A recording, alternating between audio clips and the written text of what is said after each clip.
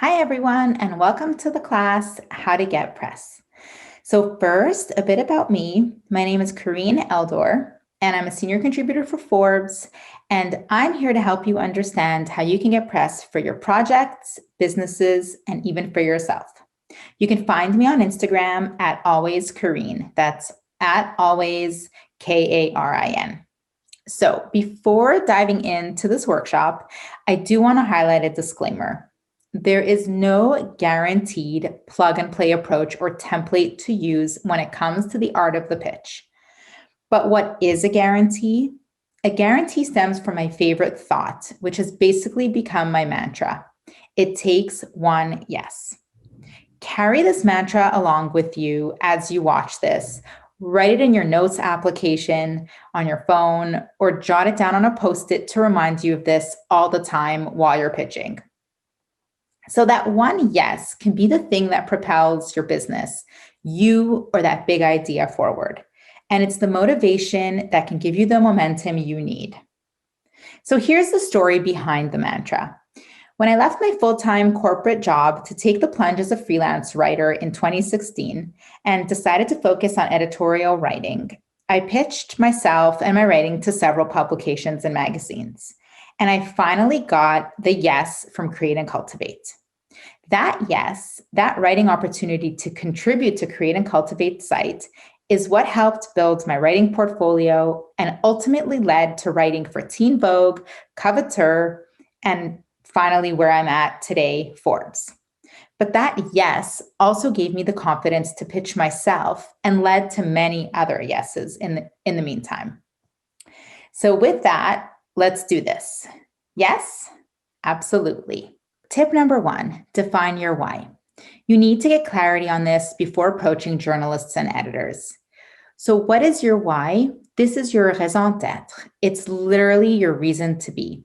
It's what makes your brand tick, it's your brand story, and it's your ethos. People remember and resonate with your why, sometimes more than the actual product that you're selling. So try to think about this. What is your story that makes you stand out that will help resonate with readers and the specific media outlet you're pitching to? Some key things to remember include, what problem are you trying to solve? After all, necessity is the mother of invention. What drove you to start the business? And what is the story and mission behind it? One of the key aspects of pitching your brand is making sure that you're clearly communicating your idea to someone who isn't familiar with your work, or maybe doesn't even know you at all. So, not totally sure what your brand why is? Try to zoom out a bit and ask others that you trust, people in your network, fellow business owners, your trusted friends, anyone that you can lean on, and ask others what they find compelling about your business. Another tip, try to think of an angle that surrounds your business that no one else has thought of. Give journalists something they're looking for, a unique story. Tip number 2, stand out in my inbox. As you can imagine, writers get a new pitch almost every minute. So it's critical that your subject line and the body of your email stand out, but especially the subject line. That's literally the first thing that we're going to see, right? So understand the power of your subject line. It could even help to include a keyword, keywords in the subject line that'll attract attention, or maybe even a key growth metric or a milestone that will really grab attention. You're really looking for an angle or something in the subject line that will hook a writer, that'll hook the recipient. So this is not a place to be, to have a pun or to be too cutesy. And having interesting and compelling keywords in the subject line can also help. It can help a journalist search for your email later on in the inbox if they're not opening the email right away, for example. So you want the subject line to be compelling, and you want it to attract attention. Then as for the body of the email, The magic here is to keep it short and sweet while also piquing interest. But you also want to make sure the information is easy to digest.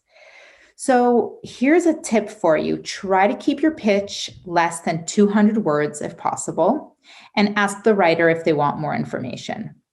Another key tip for the body of your email is to outline brand milestones and stats in bullet points, and maybe even something like a timeline, anything that will make it easy for a writer or editor to scan the body of your email and see any really compelling stats or milestones, like I said. Here's also where a strong press kit or an elevated looking PDF can help. So, again, metrics, stats, numbers, sales figures that are really impressive. This can be a really compelling way to show growth in a very easy to digest way. But by the same token as well, when you're sending this kind of email, make sure that your website and product images and imagery are all on point and professional. It also helps if you have a really professional headshot, because remember, if a writer is going to feature you, you want to make sure that as a founder, you have a strong headshot. Tip number 3. Know my jam. So, as obvious as this sounds, make sure you do your homework and know what the editor or writer you're pitching to focuses on. So, as a writer for Forbes Women, I focus on female founders, but you wouldn't believe how many pitches I get that are for male founders. So again, this sounds super obvious, but it's going to be an automatic no. And this also proves to me that you don't know what I write about. So avoid that. You got to think of the pitch as a job interview. Do your homework on the person you're pitching to and show that you really love the person's work by even shouting out, a story or two that really resonated with you and that you loved. You only have one shot to make a strong impression here. So make the extra effort and show that, that you're a fan of that writer. Flattery can get you everywhere. So may as well try, right? So by the same token, if I just wrote a story about a swimsuit brand, don't pitch me another swimsuit brand right away. So note that when I write about similar categories are usually spread out in a writer's editorial calendar. So again, just because I wrote about a gym founder or a jewelry designer, it doesn't mean I'll feature all gym founders and all jewelry designers. So again, try to take some space if you noticed that the brand I just wrote about is the same product category as yours. Again, it comes back to, why is the founder interesting? What is your ethos and what drives you? Pro tip here, to stand out in my inbox, it helps if I recognize your name. Tip number 4, engage and get social. There is no doubt that social media has opened up the lines of communication between brands, publicists, writers, and editors. So use this to your advantage and flirt a bit. Start by following the editors and writers who write for the publications that fit your brand and that cover the beat your brand would fall under. This will also, in turn, help you get to know the writing style of these writers and also see their recent stories. Cultivate relationships with writers and editors by commenting on their posts and, just engaging in their comments, engaging, even by replying to a story of theirs in their IG stories with I don't know, the fire or clap emojis, or maybe even resharing a story of theirs that you thought was awesome on your own Instagram stories and shouting out to that writer. Just don't cross the line and get too personal, because that can tend to be creepy, of course. Act natural And you'll see that a relationship can grow organically here. I can tell you, I've made several friends with founders and publicists through Instagram. The trick here is to never force it, as people with a similar vibe will naturally gravitate towards each other.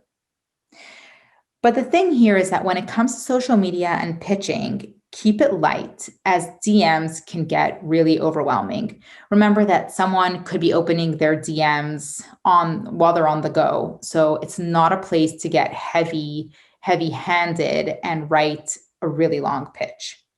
Use a writer's DM as a way to introduce yourself, introduce the brand, build a bit of rapport, and then ask if you can send the writer a bit more information via email. Oh, and by the way, LinkedIn works well for this too. Tip number 4, perfect segue here, invest in your Instagram feed. People ask me all the time if I notice the amount of followers that a brand has on Instagram. The key here isn't necessarily about the amount of followers or that number as a KPI. It's more about creating a tight Instagram feed with a compelling aesthetic, a clear brand personality, and a strong sense of community. By doing this and aligning with the right influencers, even if they're micro influencers, you can in turn attract the right editors and journalists to your feed and get attention organically. I'm saying this because it works wonders for me. So you got to think of editors and writers as consumers too, because that's what we are. I need to be obsessed with the brands that I'm writing about. This is what drives me and excites me. And there are several brands that I've DM'd and reached out to myself, telling them that I want to interview their founders. Here's a pro tip for you. Your followers and influencers can also become your built-in hype people and your brand's greatest cheerleaders. So this can always help. Tip number 6, don't sleep on local press. Do not get caught up in the glamour and goal of only aiming for major publications and, for Forbes 30 under 30. It's much tougher to go from zero to hero. While it's great to aim high, it's also important to manage your expectations and go for one goal at a time. Think of, attacking one milestone at a time. The power and magic of local press and TV news outlets should not be underestimated here. It will only help grow your reach and help give you great exposure, even if it's at a local level. A local level can then become a national level, which can then become international. And getting love at a community level can be just the kind of momentum you need to reach the next goal. Tip number 7, if you can't do it on your own, hire someone to help. So don't stress here. If you can't afford a larger agency's retainer fee just yet while you're still in the building phase, but you don't have time to take on all the heavy lifting yourself, consider some different options. And there are options here. You can hire a college student who's majoring in public relations. You can hire a freelance publicist to help you. Or you can look at boutique agencies that might offer a template, kind of one-time plug and play toolkit to help you get some momentum for your business. Tip number 8, know when to move on.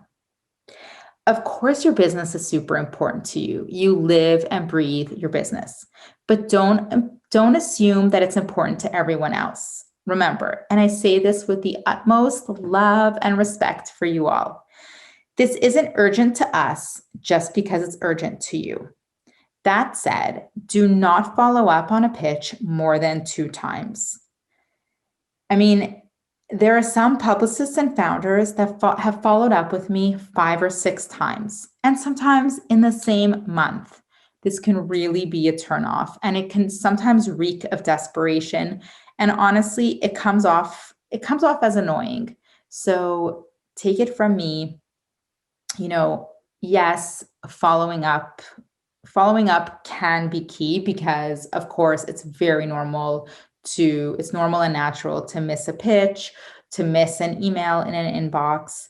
And, And, it's normal to bump an email up to the top of someone's inbox, but don't let your persistence come off as desperate. Also, do not come at a writer or editor from all angles. So that means, don't DM me and tell me that you're following up on your email. And then this is the worst. Don't comment on a post to tell me that you DM'd me. So again, persistence can be great, but you got to know when to let go and move on. So don't come on too strong. Also, timing could be everything. So if you feel the need to follow up and you're still not hearing back, give it space. Give it time and space, even if that means a few months, and then follow up again. Keep this in mind in your quest for pitching. Everyone is worthy of a story. And there is a story for every editor, journalist, and publication. So just because it's a no from me, or it might be a no from me, you can get a yes from the next editor, the next writer. So you're much better off expanding your reach and, really throwing darts everywhere rather than focusing and honing in on one writer and continuing to follow up with that writer. So again, really, everyone is worthy of a story. Everyone has an awesome story to tell. It's just a matter of finding the right writer to help tell that story. Also, I like to tell myself, this is another mantra that guides me. Your network is your net worth. So really lean into your connections and your network, because someone might think of your brand and your story at the last minute, or someone in your network might be happy to connect you with that key writer who will tell that huge story that will give you huge momentum and exposure. Also, in your journey for press, be humble, have patience, and operate from a place of positivity and gratitude. Don't be discouraged if you don't get traction or responses or yeses right away. Remember, it takes one yes. So in closing, thank you so much for joining me today. I hope you learned a lot, and I hope you had as much fun as I had. Make sure to tag at Unique Markets and me at Always Karin. That's at Always Karin on Instagram. And remember to use hashtag Unique Digital Summit so we can all discover and see each other.